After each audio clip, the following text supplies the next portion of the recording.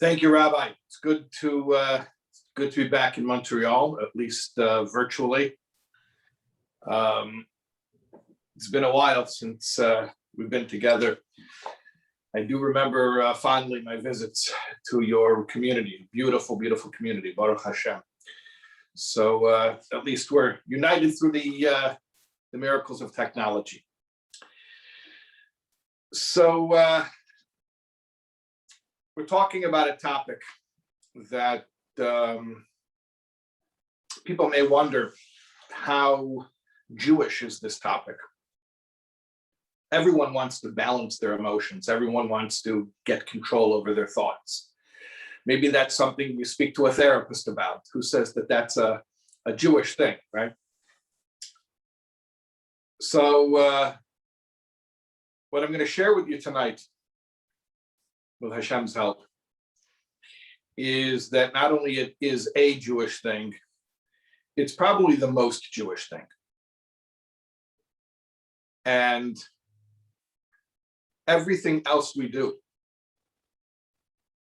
to serve Hashem comes down to this.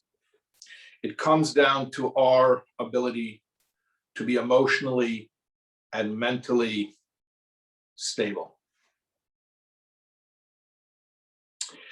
And if I could sum up everything I want to tell you tonight in one sentence, I think I would tell you that not only is there no contradiction between religious health and emotional health, but they are synonymous. They're one and the same thing. A religious person, a pious, observant Jew, is an emotionally stable, well-grounded Jew. They're the same exact thing. Okay, so that's everything I wanted to tell you in 90 seconds or less. Now let me try to unpack it for you. There was once a rabbi, and the rabbi had a building campaign. He spent many years raising the funds and getting permits and dealing with the city and dealing with architects and dealing with contractors. And of course, with getting the money together. And this was his life for about 5-6 years. All he was doing was day and night putting together this building. And on the very last day, when they completed the project, they were going to have the ribbon cutting ceremony. The ribbon cutting ceremony is when the mayor and all the local dignitaries come around and they officially unveil the new building. Well, that morning, the morning of the ribbon cutting ceremony, the workers put in the very last detail in the building. They paved the parking lot.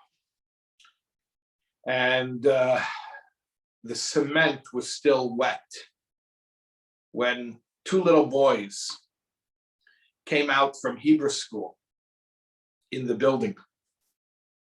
And they started running around.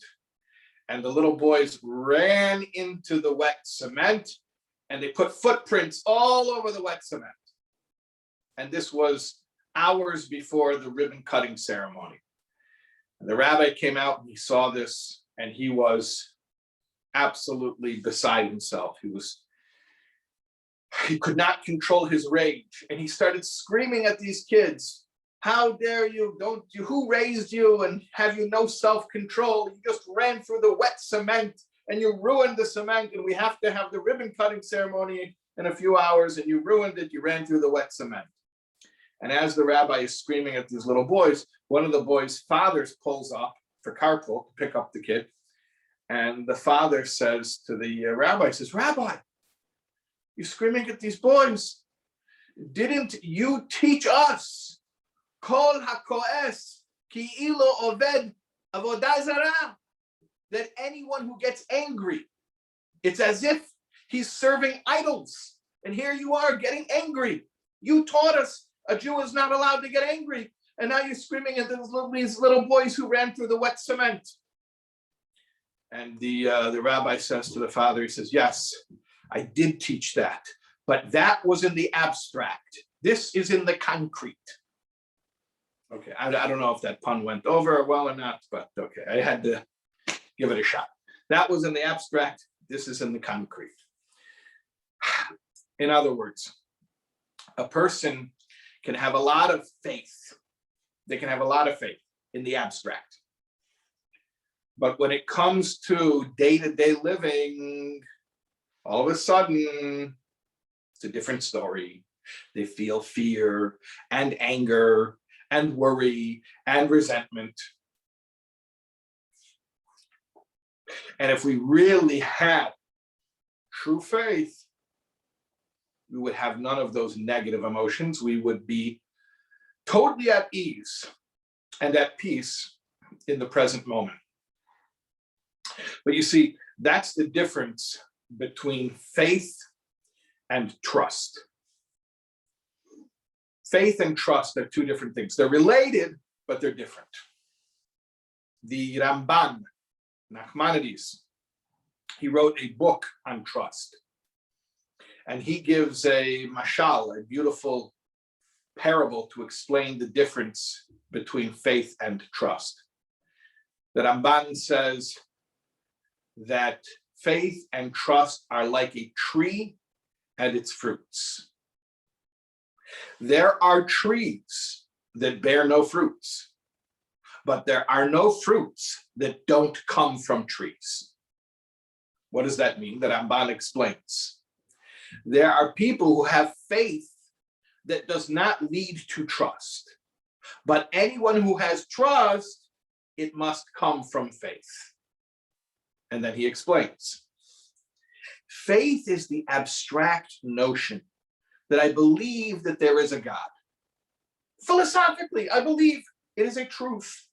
Nothing created itself. Obviously, there's a creator. I believe there's a God. That's faith. But does that idea affect me emotionally in my day-to-day life? Does that idea that there's a God affect me here and now and how I react to this current situation? The way my faith affects my ability to deal with day-to-day life, that's called trust. So there are people that are like a tree. They have the faith, they believe in God, but they don't have the fruits that the tree can grow. They don't have the trust. The faith hasn't translated into their day-to-day life.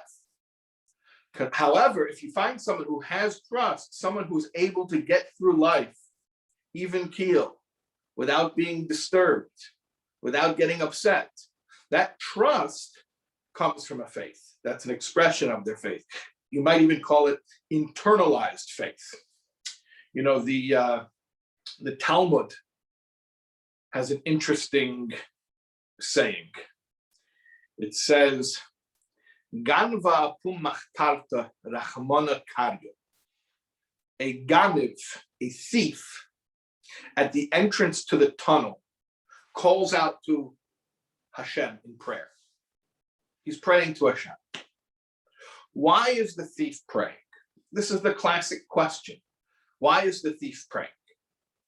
If he believes in God, then why is he violating a commandment? Why is he sinning? Can't he believe that God could provide for him in an honest way? So he must not believe. On the other hand, if he doesn't believe, then why is he wasting time praying? Let him get in and get out and run away before he gets caught. Why is he standing there praying at the entrance to the tunnel before he enters into the house? So this is a very interesting fellow, this Ganav, this thief. Does he have emunah or he doesn't have emunah? And Chassidut explains, you know, when you study the Gemara, sometimes you're left with a question, and you need Pnimiyut Torah. You need the inner dimension of Torah to explain it. The Vilna Gaon said that one who studies the sod of Torah, that means the secrets, will also understand remez, drush, and pshat, the other levels of Torah. But one who does not study the sod, the mystical secrets of Torah, then even pshat he will not understand. So what is this saying in the Talmud referring to? What is the Gemara saying? That the thief, as he's entering into the tunnel to break into the house, he's praying. He has a munah or he doesn't. Either way you look at it, it's hard to explain. So Chassidut explains like this, that emunah is not binary. It's not either or. It's not on off. It is incremental. There are layers or levels of faith.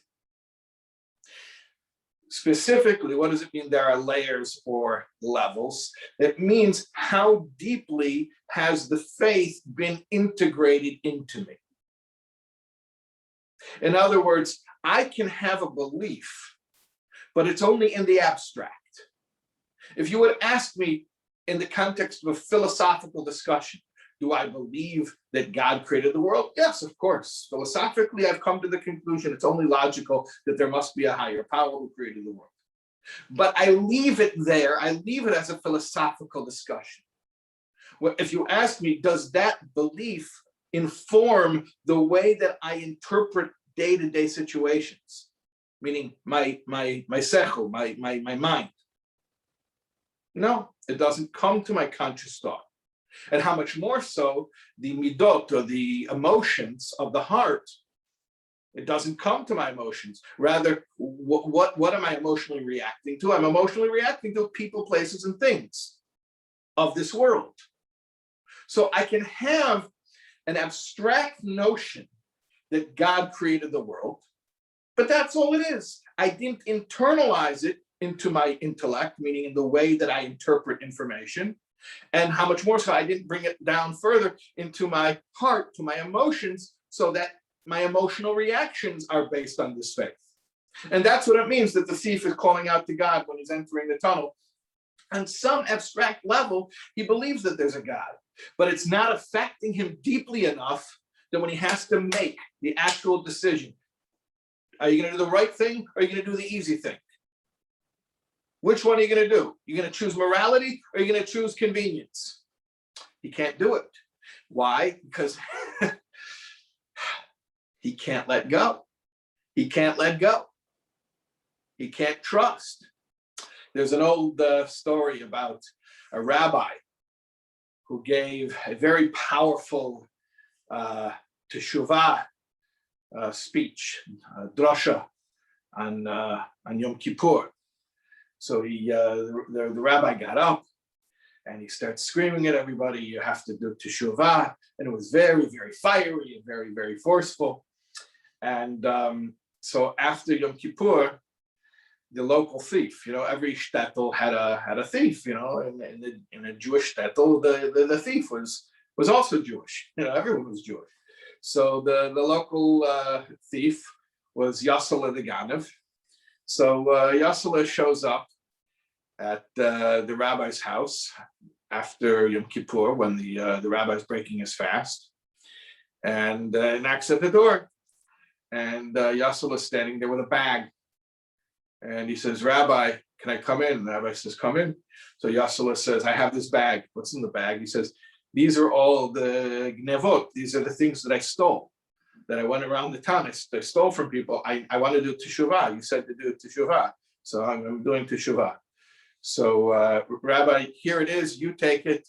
You return it. That's it. I'm doing teshuvah. You gave such a fiery sermon. And that's it. I'm doing teshuvah.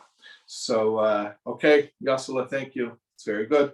Thank you for doing teshuvah. Okay, he leaves, and the rabbi is breaking his fast. It's after Yom Kippur, and after he breaks his fast, he eats, and then he says Birkat HaMazon, And then he's, it must be very late. He looks to see what time it is. He wants to look at his pocket watch. He looks to see, and he can't find his pocket watch. Where's his pocket watch? He knows he had his pocket watch on. He's looking around now frantically. Where's his pocket watch? It's a golden pocket watch on a golden chain. He can't find his pocket watch. And it occurs to him, oh no, please, this can't be so. No, Yasala came into my house and he stole my pocket watch. Did he really? I can't believe it. There's no other explanation. It must be. So the rabbi gets up. He's very disappointed and he marches across town and he goes to the other side of the shtetl and he knocks on Yasala's door and Yasala answers. He says, Rabbi, how are you doing? The rabbi says, Yasala, what are you doing? You took my pocket watch. I thought you did teshuvah. Yasala, did you not do teshuvah? And Yasala says, Rabbi, yes, I did teshuvah. The rabbi says, so then Yasala, why did you take my pocket watch? Yasala says, Rabbi, teshuvah is teshuvah, but business is business. So even after he goes and repents and he has all this religious guilt, and he wants to make amends and restitution, but business is business, and he takes the gold watch off the rabbi. Again, my point is that we can be very moved by a fiery sermon, and we can want to do teshuvah, and we can want to turn over a new leaf, but then when it comes down to the nitty-gritty, the day-to-day stuff, it's the same old business as usual. And I'm not saying that anyone here is a ganav and that our problem is stealing pocket watches. I think our problems are much more mundane, much more pedestrian. But, think about like this. When you get caught in traffic and you're running late for a meeting, do you get nervous? Do you get angry? Do you get snappy? Maybe you yell at the passenger in your car. Or how about when you come home after a hard day of work and your children aren't quiet? Do you lose your patience with them? Or you're talking to your spouse and your spouse is not giving you the attention that you want, and you sulk and become self-pitying and go off into a corner and decide to go pout. The day-to-day stuff that happens, do you lose your cool or do you stay even keel? So this is what I'm trying to tell you tonight. That if Judaism, if Torah does not help us in these day-to-day things, then there's something missing. We're missing something. We're missing something. Now, the question is, what are we missing? And I already told you the answer, but I want to explain the answer more in depth. I said what we're missing is faith. We need more faith. We need to integrate our faith, because if our faith were trust, and we're able to truly trust that Hashem is creating the world right now, this moment, then we would not react negatively to any fact of reality. So I already told you what we need is more trust. But let's analyze this for a moment. Sometimes when we're reacting negatively to the circumstances of life, you know what we do? And by we, I mean even the most religious people. We take an aspirin for a headache every single day. You have a headache every day for a year, and you just keep taking aspirin, and you never go to the doctor to find out what's causing the headache. I'm speaking allegorically here. This is a metaphor. If you had a headache every single day, you wouldn't just take aspirin every day. You would eventually say, you know what? There's something going on here. The headache is a symptom. Why am I having a headache every single day? I don't want to just treat the symptom. I want to get down to the root cause and condition. Okay. So let's say my headache is not a headache. Let's say it's a bad midah. meaning it's a negative character trait. Let's say it's kas, let's say it's anger. So I can say, oh, I have anger, just like if I have I have a headache, so take some aspirin and get rid of the headache. Oh, I have anger, so what's the antidote for anger? I gotta have patience. And so I'm gonna try to counteract the anger by having more patience. That's one approach. That's like taking the aspirin for the headache. That's focusing just on symptoms. Or I can say, hold on a second. There's an underlying cause why I'm experiencing so much anger. And instead of just focusing on the anger, let me try to get deeper. Let me try to get underneath and figure out what's really the problem. And you know what's really the problem? If you get deep, if you do the holistic approach, the organic approach, instead of just treating symptoms, you always realize that every negative midah, every negative character trait is just an outer manifestation of a lack of emunah. Let me state it in the positive. Let me flip it and say all positive. The better connected I am in my emunah, in my bitachon, then the more emotionally healthy I am, the less I have midot ra'ot, negative character traits. So you could go around and try to antidote the anger with the patience. Or you could say, well, if the problem is tava, if my problem is lust, so I try to counteract that. I force myself to deprive myself in order to go to the other extreme. Or if my problem is laziness, so I push myself to be a harder worker. That's just taking aspirin to deal with headaches. That's not getting in deep to the root cause. If you want to become a more emotionally healthy person, or in Yiddish we say a mensch, a decent person, a mensch, then you have to get in deep. And what that means is we have to improve our relationship with Hashem, specifically in the area of emunah and bitachon, faith and trust. And if not, then you can be a very observant Jew who does all the mitzvot and who learns Torah, but you're not allowing Hashem completely into your consciousness and to your emotional life. If you're still reacting to people, places, and things, if you're still reacting to the world, then you're a little bit like that thief who believes, but he doesn't entirely believe. He hasn't allowed Hashem to completely come in. So this is what we need to learn how to do, is we need to allow Hashem into our minds and our hearts on a deeper, more practical level. Now, what Gemara do you learn in order to learn how to do that? Where does it tell you in Shulchan Aruch how to do that? The only place where it will teach you how to deepen your emunah and bitachon and to bring Hashem into your mind and heart with more passion and with more of a vital, living, personal attitude.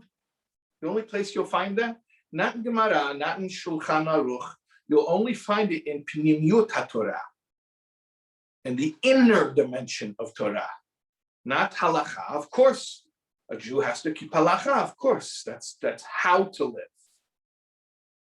But then there's the deeper emotional part of life.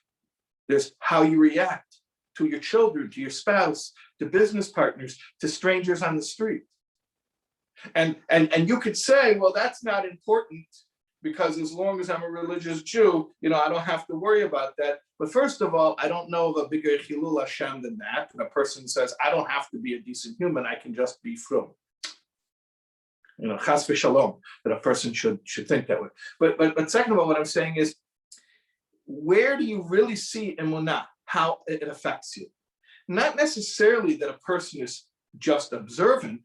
You have to see, how does it affect your day-to-day conduct, your interpersonal relationships? Are you still fear-based? Do you still worry? Do you still stay up at night thinking about disaster scenarios in your mind?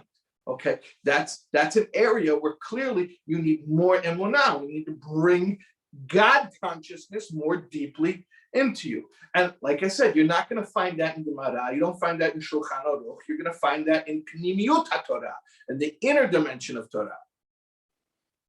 And it will teach you how to be mitbonen. That means to meditate, but it comes from the word boneh, which means to build, because we are building emotions. We use our mind to create feelings in our hearts. That's a very specific type of service of Hashem. And if someone isn't taught how to do it, there's very little chance you're just going to stumble upon it accidentally.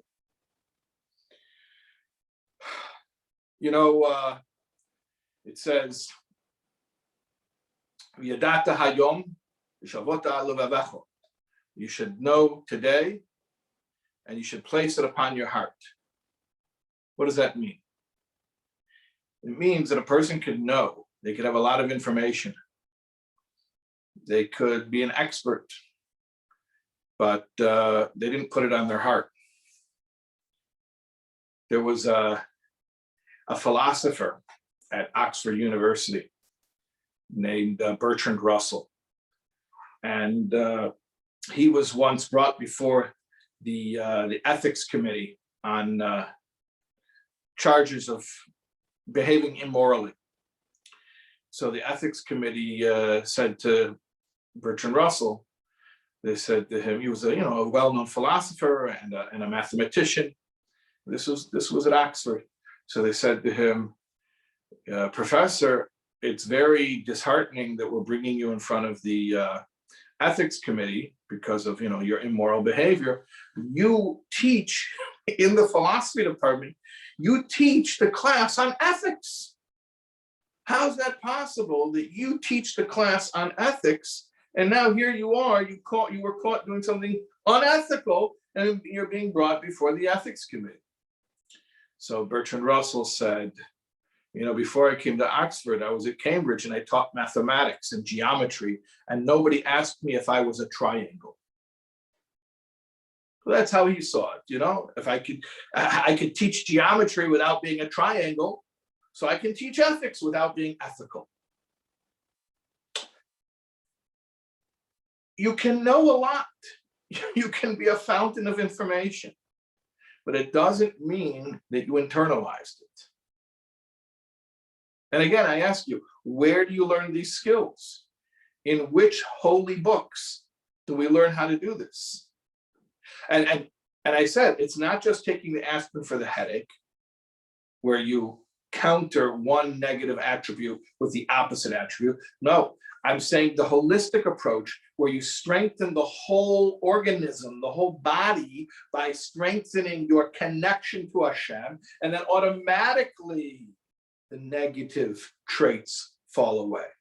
Where do you learn how to strengthen, not just in an abstract way, but in a very practical way? Where do you learn more about Hashem?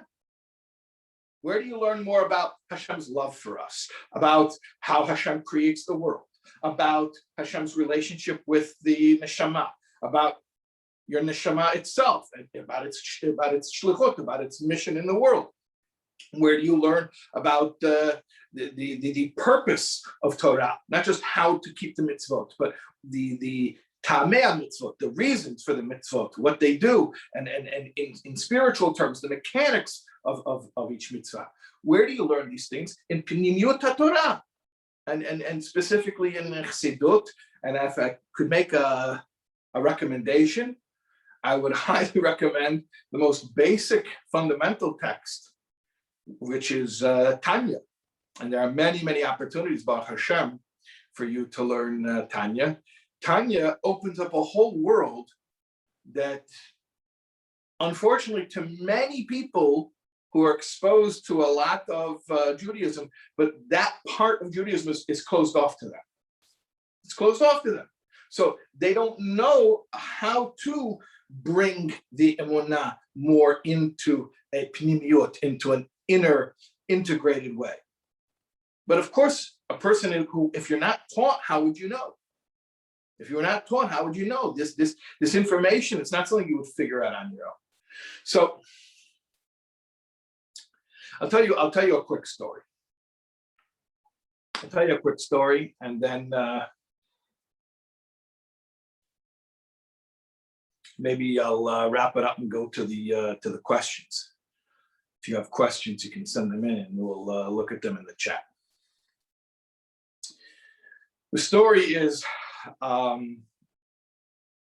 that I was once working on a translation of a very difficult Hasidic text.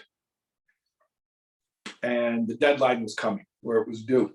And I had been working on it for years, actually. And I couldn't get it finished. So what happened is our son, I think he was like 8 years old at the time, he was going to a special camp in Arizona. It was a winter camp for Tzirei HaShluchim. That means the children of Shluchim. And for 10 days during the middle of the winter, they would go to Arizona, to the desert. And the children of Shluchim, I'm talking about Chabad Shluchim, the Rebbe's Shluchim. And they would have a 10-day winter camp. So my wife tells me, go with our son to the camp and finish your translation over there. So I said, fine, I'm going to go do it, take a writer's retreat, 10-day writer's retreat. And I go to the desert, and I was at the camp, and I told the counselor said, will you speak to the campers? I said, I really can't, because I'm very immersed right now in this text, and this is a very deep text, and I have to be focused on it. I can't think about anything else. So they let me alone. They didn't make me talk to the kids. And the very last day, so Baruch Hashem, it was very successful. For the 10 days I was there, I was able to get more done in the translation in 10 days than it would take me a year at home. And I was actually able to finish. So I finished the translation of the text. And then the last day, they came over to me and said, look, you finished the text. Can you go talk to the kids? So I said, fine, I finished. I'll go talk to them. I said, but I'm warning you, first of all, I'm not like, not good with kids. I speak to adults. But second of all, I want you to know where my mind is at right now. I've been studying this very, very deep text, and that's where my mind is at. So it's kind of hard for me to think in terms of what children might relate to. They said, it's fine. It's the last day of camp. You can tell them whatever you want. So I got up there, and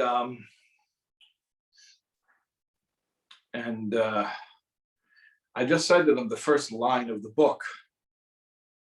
The first line of the book. The book is Shar HaYichud VeEmunah, which is the second volume of Tanya. And it starts with saying, you should know today, and you should place it upon your heart, that what? Hashem hu Elokim. That Hashem, Yud Kei Vav Kei, the eternal one who was, is, and will be, is Elokim, is the power and the force that animates the finite natural universe. Now, that's a very deep concept. but that's where my head was at. So I tried to explain it to these kids. I said to them, okay, you should know today and place it upon your heart that the infinite Hashem is here in the finite world. And I wasn't really figuring out how to explain it. These were 8, 9, 10, 11-year-olds. So not really figuring out how to explain it to these little kids. So then I got an idea. I said to them, I said, let me ask you a question. I told you they're 8, 9, 10, 11 years old. I said, if your 5-year-old brother or sister came over to you and asked you, where is Hashem? What would you say? So they said, I'd say he's everywhere. And I knew they would say that because I knew that they knew the song. Hashem is here, Hashem is there, Hashem is truly everywhere, right? Up, up, down, down, right, left, all around, here, there, everywhere. That's where he can be found, right? So I asked them, if your 5-year-old brother or sister asked you, where is Hashem? What would you say? And these 8, 9, 10, 11-year-olds said, I would say Hashem is everywhere. So I said, very good. Hashem is everywhere. How does that make you feel? They didn't have an answer to that question. How does it make me feel? So I told them, you should know today, you should place it upon your heart. You know that Hashem is everywhere. But have you placed it upon your heart? Have you internalized that concept and allowed it to affect you emotionally? Well, of course they hadn't, because they're very young children. So I said to them, well, if you wanted to feel a feeling about Hashem being everywhere, how would you do it? So I told them, I mentioned before, these were children of shluchim, and many of them came from far-flung locations, meaning areas where they don't have a lot of Jewish resources or kosher food. So for them, going to a place where there are restaurants is a special treat. So I said to them, this is in the middle of the desert. I said to them, imagine that you and your family went to New York. You go to Brooklyn, you go to Crown Heights, and there's all these kosher restaurants. And you have to pick, where are you going to go? And your family is voting, because you can only do milchiks or fleishiks, right? You can eat meat or milk. And so there's 2 options. You can go for pizza or you can go for shawarma. And you have to vote. So your sister is holding the phone. She's going to call up and make the reservations. And she's going around, democracy. She's taking the vote. What do you want? Pizza or shawarma? Pizza or shawarma?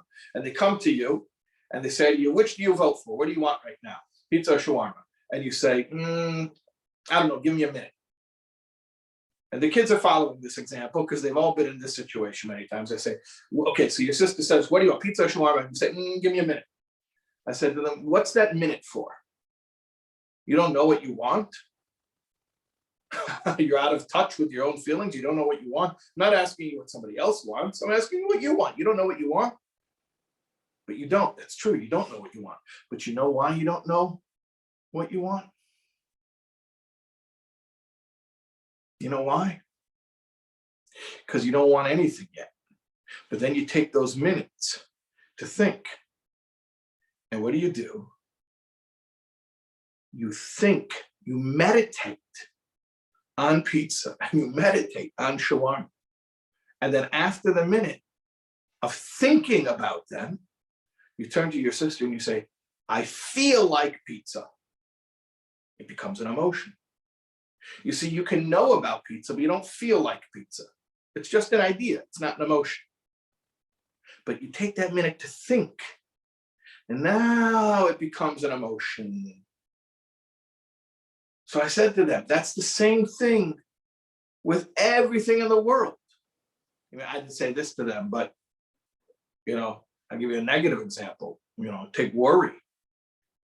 There are things that are scary in the world. They don't necessarily bother you, but if you meditate on them, you stay awake at night and you start thinking about those disaster scenarios, that'll affect your heart, right?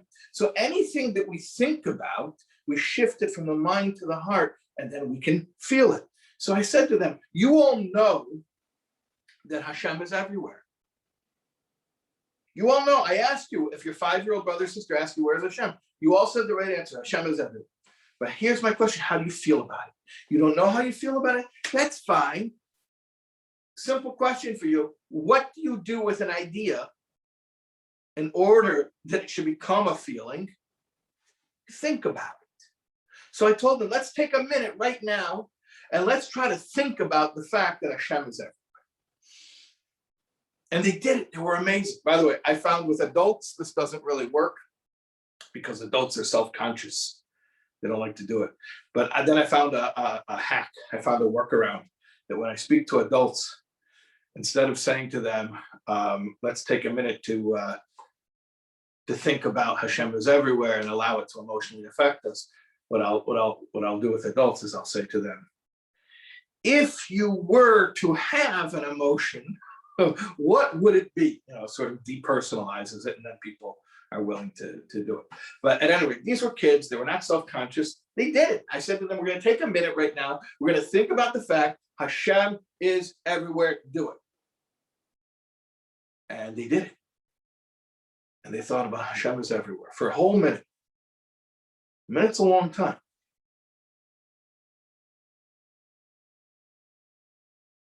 That was 10 seconds, okay? Think a whole minute. I can try to do it a little bit right now. Hashem is everywhere.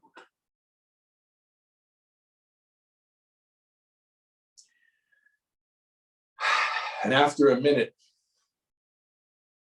I said to them, okay, tell me how you felt. So one kid raises his hand. He wants to say how he felt. He was the kid sitting in the front row on the far left side. So I said, how did you feel? He said, I felt calm. I said, wow, that's great. You felt calm. Amazing. Okay. Somebody else, what did you feel? And the kid right next to him raises his hand.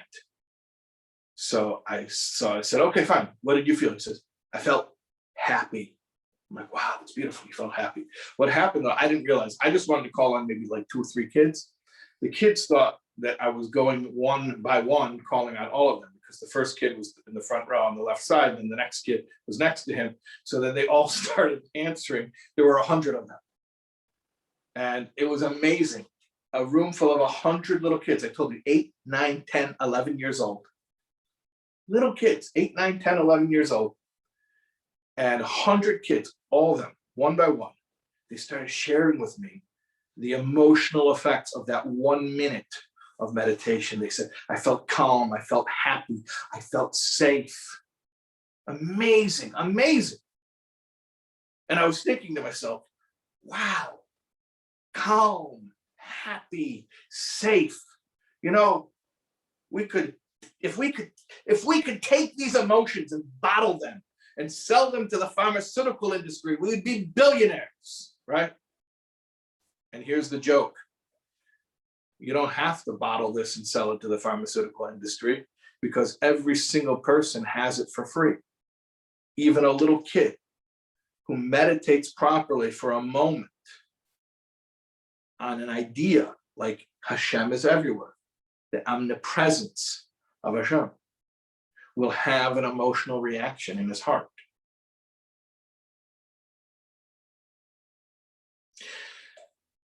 And I realized from that experience that we do not meditate enough. We do not think about Hashem enough. We talk about Hashem. We don't talk to Hashem hardly enough. And if we want to make this a vital and personal thing, if we want this to affect us the way we react in day-to-day living, it can't just be textbook, it can't be philosophy, it can't be abstract.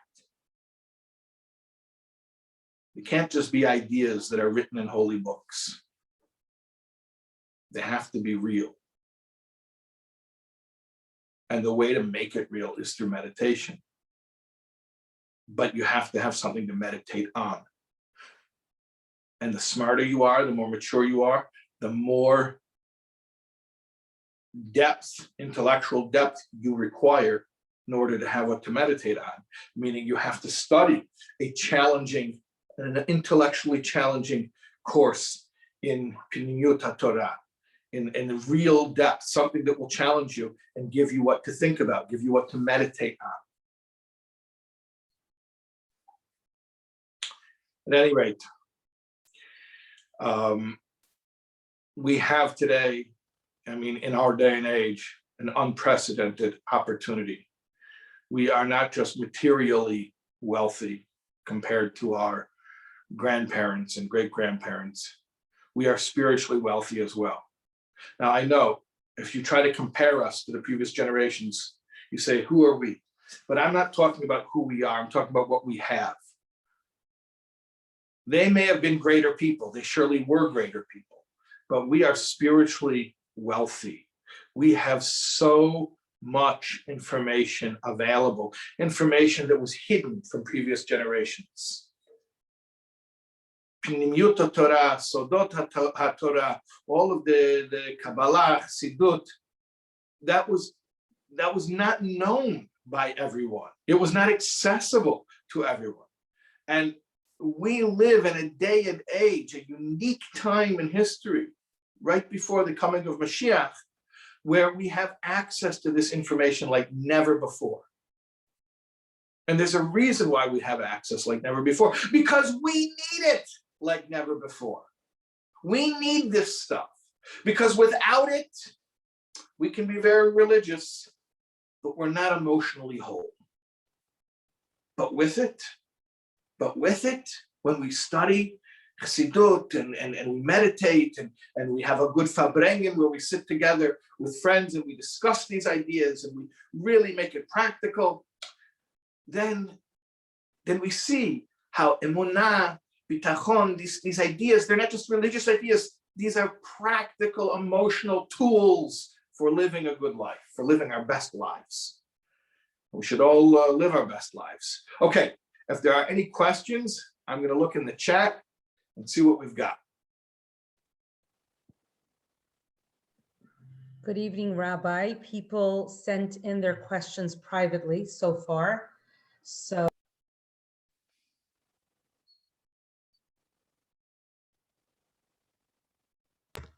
okay, I put myself on mute for a second. I'll start with the first question.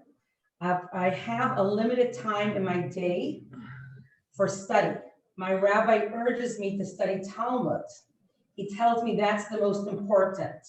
Study is study. Can you clarify the difference of what you are talking about as the Pnimiyut HaTorah? Okay. So first of all, the biggest problem we have is we want to study everything. It's all beautiful. It's all Torah. We want to study it all. But I'll answer the question based on how it was asked. The question was, I have a limited amount of time in my day to study. So I'll answer based on that premise, because I was told long ago, and I found it to be true. Don't answer the question, answer the questioner. There's no one answer. Every person deserves their own answer, and you have to listen to the questioner to figure out what's appropriate to them. So here's what I heard in just those two lines. But the question was phrased as, I have a limited amount of time in my day. So here's what I would tell you. There was an old story. Did it happen? I don't know if it happened, but if it didn't happen, it should have happened. And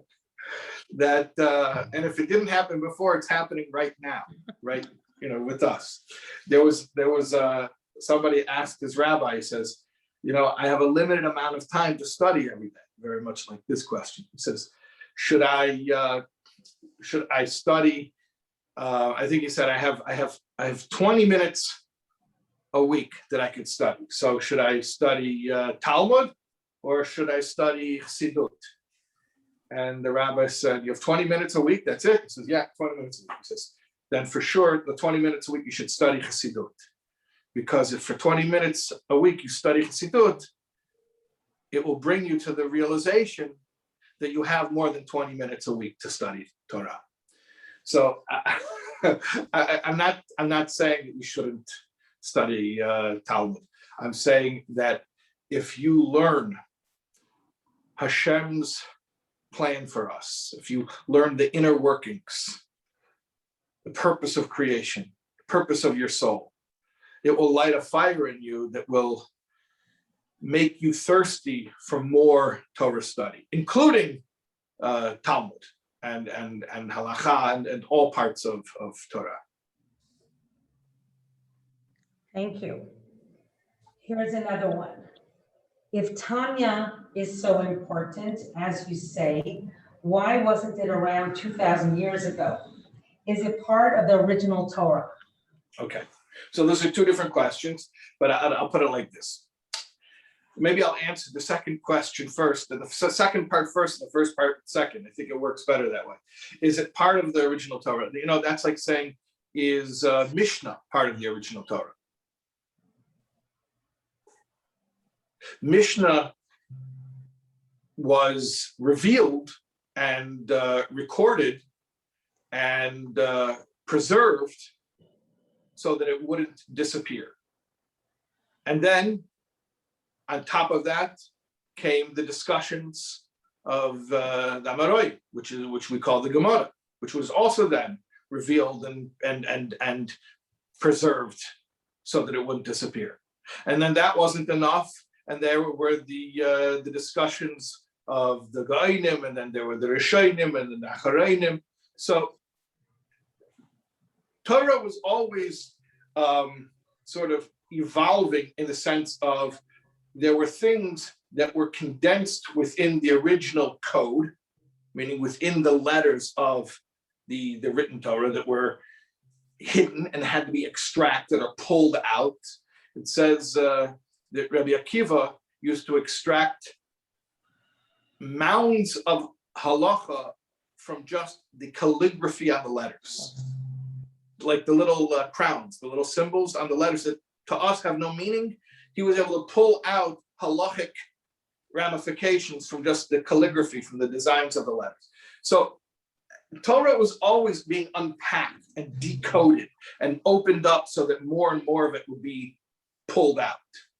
So the same way that every stage of revelation of Torah occurred, it's the same thing with Tanya. But to answer the question, if it's so important, how come it wasn't revealed at an earlier stage? So I touched upon it earlier, and I said, you know, our grandparents were surely greater than we are, but we have more access to more information, holy information, well, the other kinds of information too, but we have more access to more holy information than they did. And I said, you know why? Because we need it. Once upon a time, they were intuitively spiritual. It was just the air that they breathed, and it didn't require consciousness. Today, we have such an availability because we do need it. Because if we don't consciously pursue it, it's not enough to rely on it being in our blood. You know, every Jew is a believer. Jewish people are called Maminim b'nei Maminim, believers, the children of believers. Well, if that's so, then what do we have to study anything for? We already intuitively believe. Well, the answer, of course, is that sometimes it's buried deep within us, but if we want to bring it out, then it requires conscious effort. So there was a time in history where it was not required. There was a time in history where people were able to intuitively figure these things out, or even if they didn't understand it on a cognitive level, they were able to come to the same emotional conclusions just through their simple faith, emunah pshuta. But today, we're not such simple people. Are we? I don't think we're such simple people. We're much more complicated people. We're sophisticated people. Everything's nuanced, and there's gray, and there's all the, there's the complicated arguments. So we need to teach ourselves how to come to those conclusions. We don't just do it automatically by default. Maybe our great-great-grandparents did. Surely they did. They did it by default. They did it automatically. We don't. We need a little bit of training. We need to be conscious and deliberate. But thank God we have so much access that it's relatively easy to get the information that we need. All we have to do is just reach out and get it. Anyone who's here tonight, by the way, is doing that right now. You took the effort to reach out to get this information. So, just keep doing that. Just keep it up. Thank you. Thank you. This is on a different subject, but perhaps painful, on the subject of emunah. My husband and I are suffering from infertility. Yes, I have faith in Hashem. He runs the world. All test results and failures are from Hashem and for the best. But how do I implement the trust part? Do I say, okay, Hashem, you decided no, so I trust you and accept it? Or do I continue to beg Hashem for salvation? Does begging for salvation show I have no trust? Wow. That's a real question. That's a very difficult test. Let me try to answer that as carefully as possible because, it's a sensitive issue. I would say like this.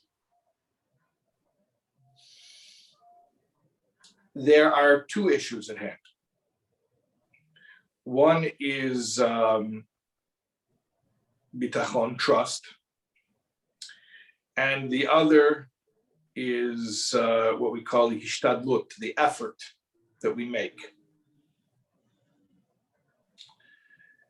There could be two people, and they both are making effort. They're both doing natural things by natural, I mean non-miraculous things, to try to accomplish their goal. Let's say it's making a living. So they both show up to work and they both put in a day's work. And one of them has trust and one of them doesn't. Outwardly, they would look exactly the same. Person who has trust also has to make a vessel, do natural things, non-miraculous things to allow Hashem's blessings to take hold. So then what's the difference between having trust and not having trust? If the person with trust also has to go to work, so then what does his trust gain him? You know the difference? It's inner. The difference is the person who does not have trust, he goes to work because he thinks that his work is what determines his wealth. And if he doesn't work, he won't have, and he'll starve. The person who has trust realizes it's Hashem taking care of him, and showing up to work is just this way of covering up the miracle. It's just a way of covering up the miracle. It's giving Hashem an alibi. It's giving Hashem plausible deniability. So it won't look miraculous when Hashem is giving us the blessings. And therefore, when I go to work, of course, I go to work, but I don't have this desperation. I don't have this sense of this is what can make it or break it for me. No, it's all coming from Hashem. And this is, these are the motions that we go through. So getting back to your question, a person with trust is going to behave exactly like a person with no trust, which means you go to the doctor and you seek whatever modern medicine is able to offer. That means that you daven, you do spiritual things as well. You daven and you ask for Hashem's help. But the difference that the trust makes is that when you do these things, you do it with a calm and rested heart. So yes, pursue the regular medical ways of helping with fertility. And yes, also pursue the spiritual ways that Jews pursue through prayer and tehillim and taking on mitzvot. But don't do any of it with a desperation. You don't need to be desperate. You don't need to be, you don't need to feel the squeeze. You are being taken care of. You're being taken care of by a loving and powerful Father. So relax and daven and pursue natural medical ways of pursuing fertility, but do it all with confidence and with an easy heart. That's really where the difference is, and that's when you're asking. When I'm asking Hashem, does that show a lack of trust? Ask with confidence. Ask like a child who's asking their loving father, that I know my father's taking care of me. I don't have to plead. I don't have to grovel. There's no desperation here. Do it with dignity. Do it with confidence, and with an easy and relaxed and rested heart. Wow, thank you so much. I'm sure that's going to be very helpful. We have two questions in the chat box. My husband is amazing regarding prayer. He goes to shul very early before everyone to say Tehillim. He's very regular to pray 3 times a day, but he doesn't learn or take time to listen to our Torah and spends much time on his phone with news and other subjects on their internet. It's really became a, hold on. I have to open this up more. I don't know how. Do you see it better than me? Hold on. It really became a problem for me, and I feel I can look up to him because we don't have the same priorities when I speak about it. He just tells me that when we got married, I wasn't like this. I don't know how to approach this. Yeah. Okay. Well, I think in general that it's always important to remember that Hashem gave us free choice. But free choice doesn't mean the power to choose other people's actions. It means the power to choose our own actions. So whenever we're trying to choose actions for other people, we're making ourselves sick. Now, you can want your husband to have the joy and the light of Torah study in his life, but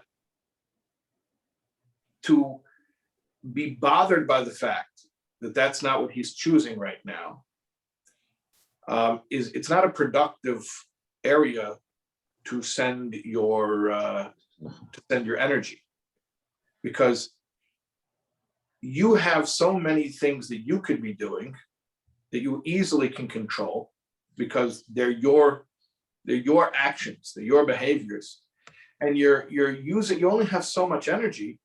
You're using up that energy on worrying about your husband. So what I would say is, especially a woman, because a woman's effect on the home is so powerful. When you focus on what you can do to increase your connection to Hashem and to make your home a holier environment, that will give everybody a boost without you having to say a word. And you can, in the meantime, stop worrying about your husband. After all, you told me he's spiritual, he has his connection, he loves to daven, he loves to say Tehillim. So he's okay, he's all right. And he can improve in the Torah study area. Okay, so God willing, he'll improve. But save your energy and try to focus it on the things that you can do to improve yourself, and especially because you're a woman, to improve the home in ways that don't intrude on others. Obviously, you don't want to intrude on others, but just in making the home a more positive and uplifting atmosphere. There's so many things you can do. I don't know the age of your children, but like, having neighborhood children over on Shabbos and having a Shabbos party, Mesilas Shabbos, or having your husband have friends over, you have a fabrengen. There are ways that a woman can make the home an atmosphere, and that can all be done without putting any burden on anybody else. Right on point. I don't know if you want to take this last question, but the person, one second, in the chat box again, we have a question about the vaccine. So I'm not sure if that's up your alley, but please ask the rabbi, how's our emunah for those who don't take the vaccine? Some people don't want to take the vaccine. What does the rabbi say about those people? Thank you. So it's today it's a very touchy subject. I'm not sure how you want to go that way. What you want to say about that? I think that you should ask your doctor. Whatever your doctor says, what you should do, and you shouldn't think too much about it. Really, honestly, at the end of the day, everything is Hashem's protection. It's all Hashem's protection. And we just have to make a vessel in nature by doing whatever the normal thing is. Now, what's the normal thing? Ask your doctor. Honestly, at the end of the day, we're not healthy because of natural things. We're a miraculous people. So we're healthy because of miracles. But miracles have to have a natural way to come into the world, which is why Jews see doctors and why we take medicine. We're not like the Christian scientists, Lahavdil, who someone gets sick and they just pray. They don't go to a doctor. Of course, we believe in medicine. We believe that a doctor was given the power to heal. So it's an interesting paradox. On one hand, all healing comes from Hashem. At the same time, Hashem wants us to do things in the natural way. By natural, I mean non-miraculous. And how do you determine what the non-miraculous thing to do is? Ask your doctor, and then do whatever he says and stop thinking about it and go learn some Torah. That's it. Wow, thank you. I'm so sorry, but a question just came in, if I may, and I think that is also an important question. My fears are, what if God decided something that can hurt? Example is Miron, the loss of children, the loss of spouses, sicknesses. It's his decision. It's for good, but it can hurt and make us really sad. Yeah, well, these things do happen in life. And like our sages tell us, that just as we are obligated to bless Hashem on the good, we're obligated to bless on the not good. And what that means is to recognize that everything comes from Hashem. So how about we say like this? There's no guarantee until Mashiach comes that there won't be pain in this world. But with emunah and bitachon, we are assured that we do not have to live in fear of that pain. In other words, it's bad enough that there's pain. And when Mashiach comes, that'll be gotten rid of too. But at least until then, why do we have to have fear of pain? It's bad enough that there's pain. And we'll ask Hashem, we'll demand from Hashem an explanation after Mashiach comes. But to live in fear of pain, now we're being robbed twice. So our faith gives us the ability to, to live our fullest life, even knowing that there are things that happen that we can't explain.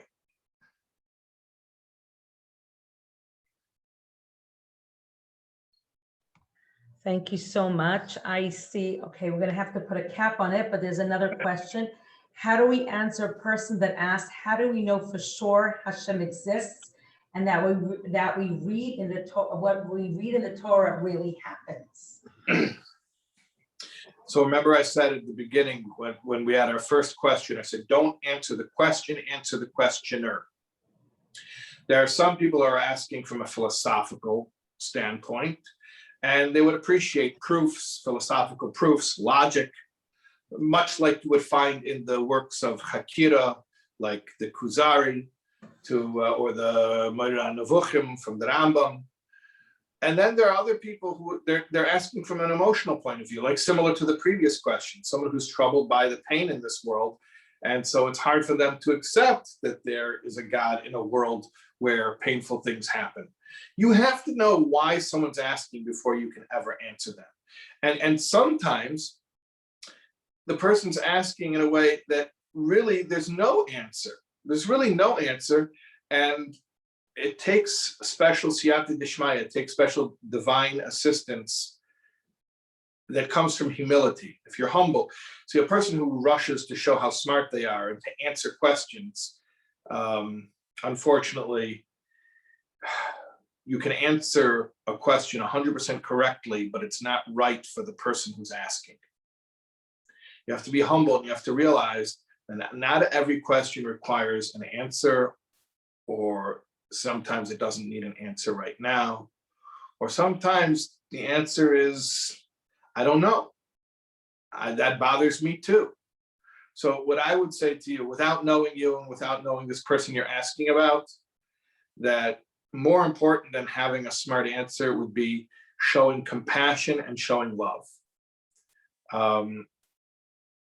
In my experience, I've never been able to win a debate with somebody who felt I didn't respect them or I wasn't compassionate to their plight. Never. But there are plenty of people who, if I was just compassionate and patient, eventually I didn't even have to have a debate with them, because they were able to come to these things on their own. So again, I don't know you and I don't know the person you're asking about, but just from my experience, I would say 99% chance that there's a lot of other stuff going on, and it never hurts. You can never lose out by showing some compassion and patience. And eventually, you can have these discussions. You can learn together. You can have these discussions in a non-threatening way. But I don't think there's something productive to trying to come out with like this strong answer where I'm going to give you such a smart answer, you will be forced to admit that I am correct, and now you are forced to believe in God. And I never saw that being effective. I'll close with this. I said earlier, the Jews are maminim b'nei maminim. We're all deep down, we all have faith. So then, what gets on top of that? What covers that? Pain gets on top of that. Trauma gets on top of that. There's a lot of stuff that goes on in this world that's just unpleasant, and it causes like a callus, like when your skin becomes thick, because the pain causes us to develop a certain toughness. And if you give someone love and you give them compassion and patience, non-judgmental patience, then a lot of deep conversations can happen, and the person can find answers to their questions.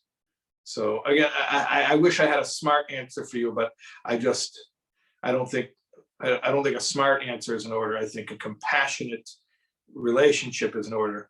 There's a saying, people don't care what you know until they know that you care. So work on that part of it, making the person know that you care. Wow, thank you so much.